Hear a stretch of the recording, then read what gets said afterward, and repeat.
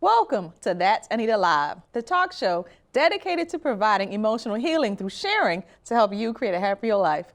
My guest today is an expert in mental health matters of service members and first responders. Yes, our military, police officers, firemen, and paramedics. She understands the complexities involved in providing support to those who typically provide support to us.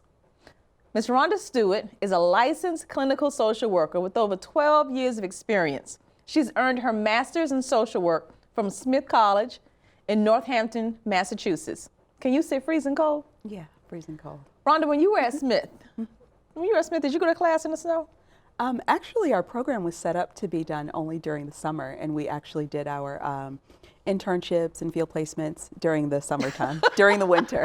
So it was great. I had to answer. I had to get that one great. out of the way first, because I can't imagine going to college in Massachusetts. Mm-hmm. And I've also had a question concerning the show, and why do I give people's formal education? Why do I talk about their experience? And I do that because it matters. If you think about it, if not once a month, there is a doctor or a psychologist somewhere that is being dragged off to prison for impersonating somebody who is qualified to provide services. And it is important that we evaluate our service providers to ensure that we are getting services that are helping us and not hurting us even more.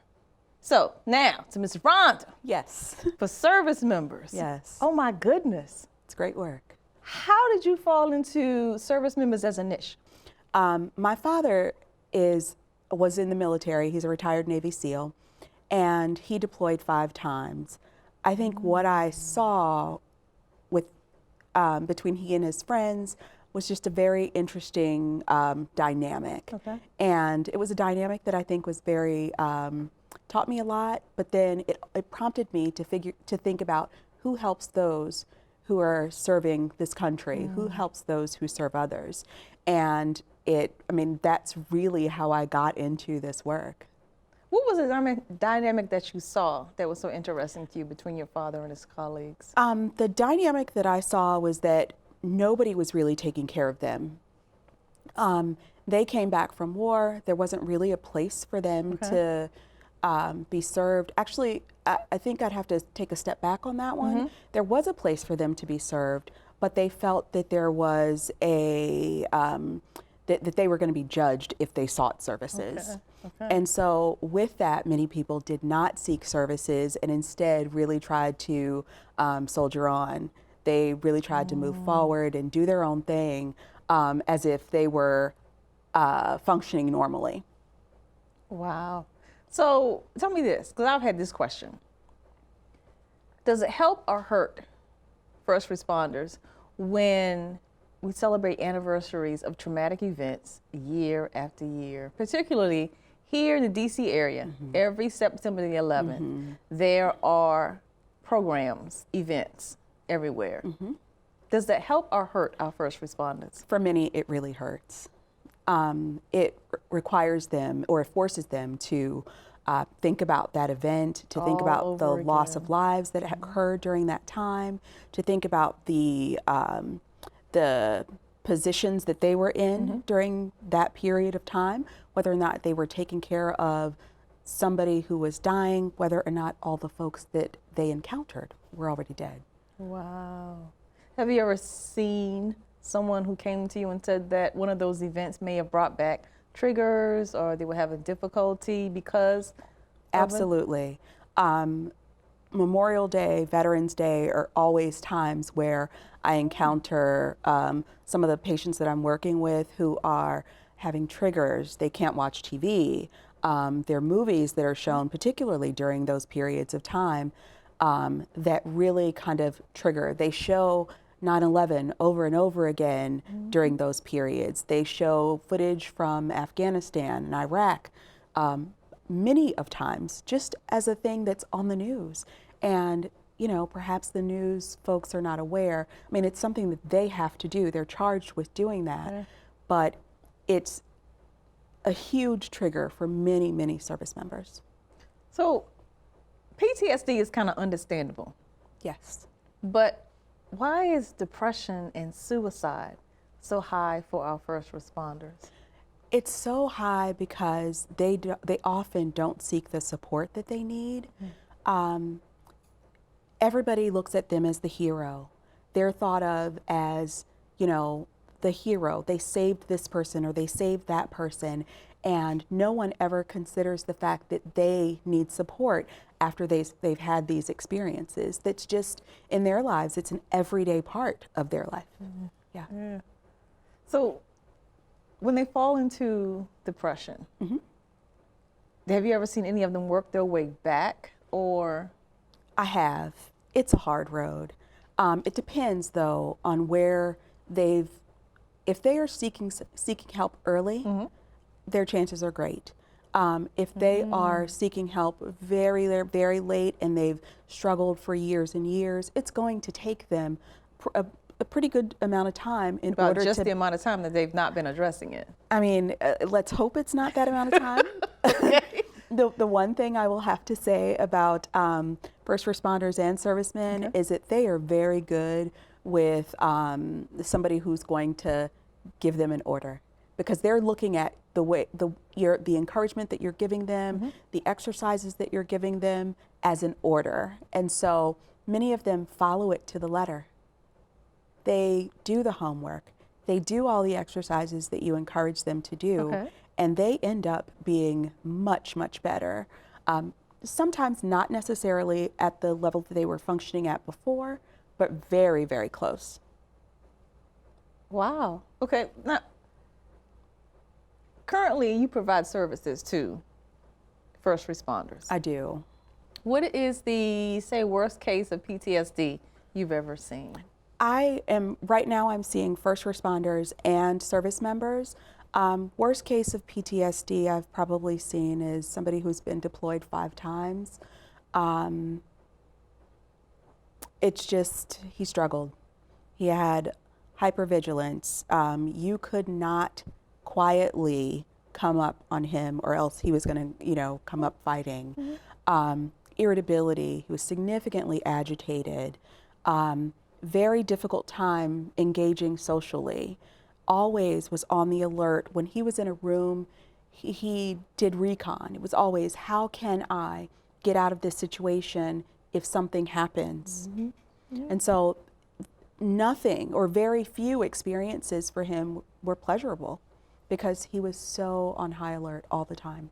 What are some counseling techniques that people having that same experience could use to try and resolve some of that? There are a number of things that they could use. I do a lot of, go into this situation for, like, there's somebody who, for example, could not go to Walmart, just couldn't go into a store that required them to engage with people. There were a lot of people could not see all the exits, very, very hypervigilant. And so we had a task. After week after week after week, we would try this. And I was like, if it only takes going to Walmart, I want you to go into the parking lot. I want you to sit in the parking lot. But he really, really rocked. He went into the store. I was like, get any item that you want. He was like, I went in and I got some t-shirts and I came back. It was very exciting. Yes. Like the amount of joy that I got out of that after seeing him for probably a year, and for him doing what we take for granted. Absolutely.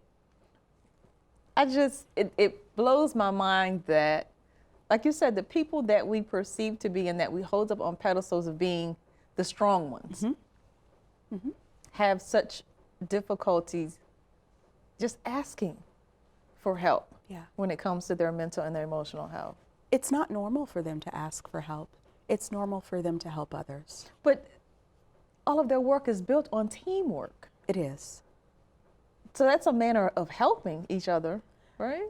But it's helping to get the mission done. It's helping to get the job done. It's helping to save you. A common goal. Yes. Versus an individual goal. Exactly. Exactly. Wow. Okay. What is the number one mental health issue when it comes to service members or first responders? Because is it different for each one? It's really not. It's not all that different. Okay.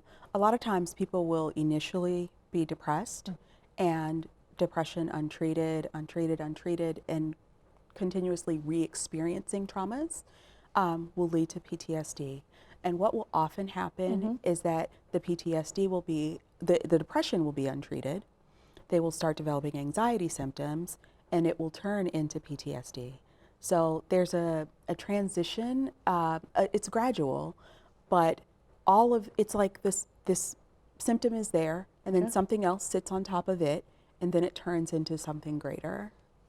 So let's talk about depression for a minute, because society right now has really watered down depression. Yes. If somebody is just sad or has a bad day or wants to take a weekend off the grid, people are sounding alarms and saying that, oh, you're depressed, you're depressed. What is a true definition of being able to be diagnosed for clinical depression?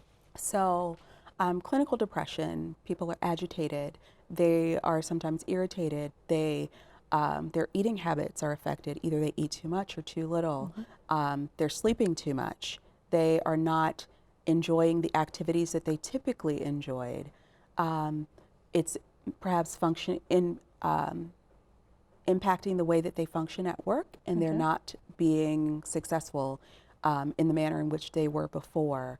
So there are a number of things that you can go, oh, I see, that's depression.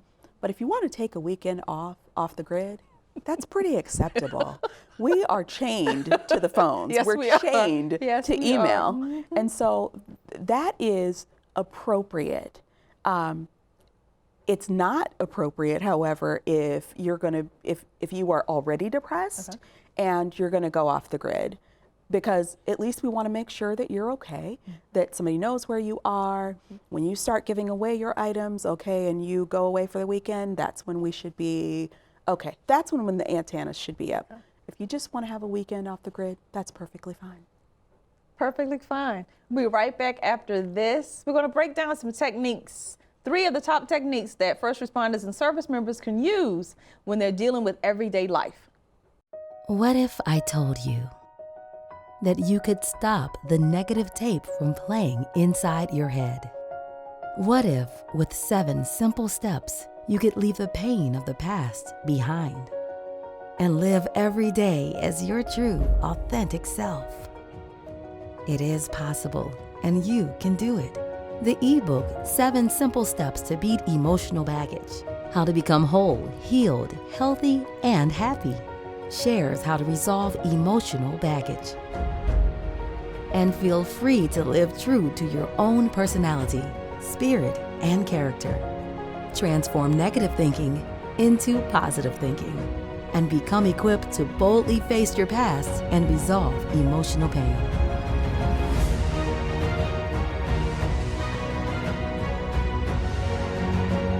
Get your free copy at thatanitalive.com/ebook.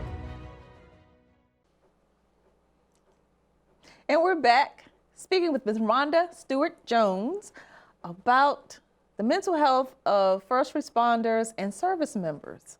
So we were getting into, say, the 3 top techniques for how service members can deal with everyday life.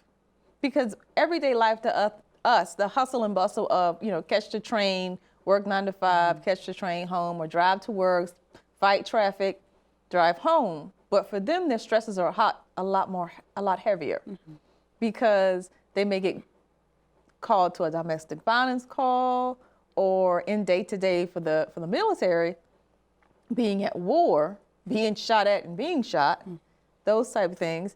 It's It's not easy. no, I can't even get it out to say that it's easy. But in dealing with those type of calls at any given moment, how can they help day to day with their mental health? It would be great if they could take some time to be mindful, some time to go, okay, this happened today, and to process it, because a lot of times folks who are responsible for taking care of others, they're moving, they're shaking. Constantly. They're constantly moving. And so it's not as though they're taking time to think about what they did. They just know that, oops, I had to help that lady who was being beaten on this call. Yeah. Okay, that's one, to be mindful. To be mindful. And to take time out to process your day. to process the day. Because some of them, we have a show here called Marriage Behind the Shield. And I've heard stories from that show a number of times in where the police officer, husband, goes home to the wife who has been with the kids all day. So she's done, you know, whether it be, I don't know what the kids watch these days, Mickey Mouse or whomever, and dinner's on the table. And she walks in wanting interaction and conversation, but he's dealt with somebody charging at him with a knife. Exactly. Or looking for a lost little girl and finding her remains. That jaws on the mental health of that person. So you're saying that the suggestion there, when they get home, is to give them some breathing space. Absolutely. It is necessary to have breathing space. When your day has been so filled with trauma and tragedy all day, I mean, you know, they see some of the things that 90% of this world will not see. Yes. And you're expecting them to kind of charge into taking care of the kids and, you know, doing bath time. Like, give them a little 20 minutes, just some time to chill, to get themselves together so that they can be able to effectively engage with the family. You said a few minutes. Okay. 20 minutes, 30 minutes. Okay, that's what I'm saying. Lots of the folks that I've worked with, they give us a number, because you know, we're going tick, tick, tick. Whether it be, you know, whichever partner it is that needs that 20 minutes. So some, a few minutes could be 3, and so some, a few minutes, like you said, it's a 20. Yeah. So that's one. What's number 2? Number 2 is to find somebody that you can talk to about how you're feeling. When you have those days, when you have tough cases, find somebody. Talk to a buddy. I mean, for a lot of my service members, I encourage them to talk to their battle buddies, because that person typically knows what they're experiencing. They are oftentimes feeling the same way. And so it's talk to somebody, whether that's your, you know, fellow police officer friend, your fellow paramedic, your fellow nurse or doctor or whomever. It's talk to somebody, because the more we bottle these things up, the more agitation and irritation that we tend to display as we engage with other people. Wow. But does that help in when they lean on each other? Because then the trauma or the effect from the trauma stays in the same circle. It does help. Okay. For a lot of guys, a lot of guys and gals, they don't take the opportunity to even talk to each other. Things have happened. They're not processing it. Today we know differently, and so in fire departments and police departments, they typically will bring in somebody to help them process. But there's no individual processing happening in most cases. Do you think it should be a regular part of the staff? That's a hard question. I think if people took the opportunity to go in and do what I would call a drop-in, if they have somebody, if they have a provider already, they have an established relationship, and they know that every month they have the opportunity, or every 2 months they have the opportunity to do drop-in, I encourage that. Go ahead. The last thing I would encourage folks to do, they often suffer silently and don't seek help. It's the seeking help before it becomes a crisis. A lot of times, and I've seen this more frequently now, is that folks are engaging in really, really self-destructive behavior. They're drinking, they're driving, they're, you know, I've seen people cut. I have seen lots and lots of things that are not appropriate behavior for anybody, but to engage in self-destructive and self-harming behaviors, before it gets to that point, you need to say, okay, time, I need help. So asking for help is not a weakness. Why is that difficult? Once upon a time I understood it. However, in 2018, when we're trying to and talking about mental health in every corner of the United States of America, trying to raise the awareness and kill the stigma. Why is the stigma still winning? The stigma is still winning because of the way that we see mental health viewed on television.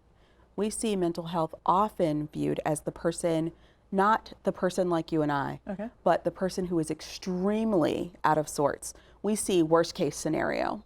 We see when people are in psychosis on television. We don't see when somebody is having nightmares that's keeping them awake, that's causing them to be agitated during the day. We don't see the depression. We don't see it in small doses. We see everything exacerbated on television.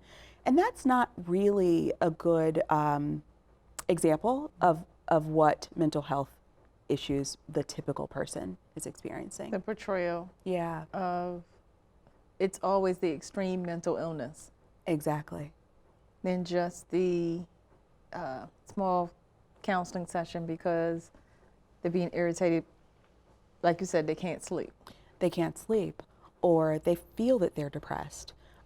They feel, a lot of times people will come in to me and they'll say, I just don't feel myself. And I'm like, so tell me about yourself. And so they'll tell me, like, you know, the old John, I used to do this, this, and this, but I don't do that anymore. And I'm like, okay, so tell me some other things that you like. Do you not like those things anymore, or are you just not doing them? There's a huge difference. Yeah. And typically the answer is, Oh, I didn't think about that. Like, I'm not doing that anymore. I still like it, but I'm just not doing it. Okay, are you sleeping a lot? Are you overeating or not eating? A lot of people are not eating. I mean, they're eating they're eating maybe one meal a day when they would eat a really good 3 meals a day. So there are those subtle changes that happen with people. I mean, I think the person who's experiencing it, they are almost the last to know. Like, everybody around them really recognize that John's not who John used to be. Yeah. Now, let's turn it around and look at it from the outside looking in, the loved ones of someone that is, say, a paramedic. So the people that are around them, I would strongly encourage them to say, hey, you know, I know you've had a rough couple of weeks. I noticed a change in you. Let's talk about that. Instead, what we tend to do is we tiptoe around it. We tiptoe around when we see changes happening with people and not fully engaging in them to say, hey, is everything all right? Because a lot of times what people need to know is that you notice a difference in them. They may be feeling a little bit of a difference, but if you notice a difference and you call that difference out to them, you bring them aware that, you know what, it's not a thing that you're just experiencing, but I see it in you, then folks are very typically, I mean, they're more apt to go get help at that point. Could you push, or is it best not to? But they say, oh, no, I'm fine, I'm good. I wouldn't push. I think planting the seed is always very important. And that's far more important than pushing, because when folks are ready, they tend to seek help. But if you plant the seed in a way that the next couple of times when that person is feeling a little off, they're most likely to say, oh, you know, Sabrina did tell me that. She did. And you know, that person may come back to you and they say, okay, so what did you really notice? Because I think I'm noticing some things about myself, and I'm not the same John that I used to be. How can they not feed the loved ones? How can they not feed into the stigma? Because a lot of the times, you know what happens? What happens? And somebody says, oh, you know, I think I may need to go see somebody. What? You think you crazy? Okay. So what? I think you can't handle that little thing? I think it's important for us to recognize that you don't have to be crazy in order to seek support. Sometimes when, you know, we do want to get support, but we don't, when the level starts turning a little bit, we need to get support. What we don't want to do is wait until it's gotten to this point and we're then just seeking support. I mean, that happens all the time. And providers, will support people through that. But I think the important thing to note is that when you feel yourself changing, you should get support early. What are some of the resources that are available to each group, whether it be service members, our policemen and our firemen, or our paramedics? So for service members, a lot of, there are facilities such as Fort Belvoir, there are, what's around here, we have the Pentagon, there are services there. There are lots of places where folks can get the services that they need. Whether it's seeing a psychiatrist, a psychologist, a social worker, there are lots of services for service members. Obviously, the VA is available. There is Military One Source. That is something, ironically, TRICARE doesn't typically pay for couples counseling. And so Military One Source is what I tend to refer people to for that. It's it's a very interesting process where you can get lots of support everywhere. But for first responders, they have EAP programs. And then once they get with an EAP provider, they can then transition to a permanent provider.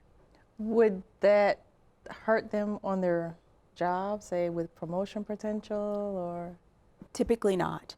If you are not experiencing anything that doesn't impact your ability to do your job, then you will be fine.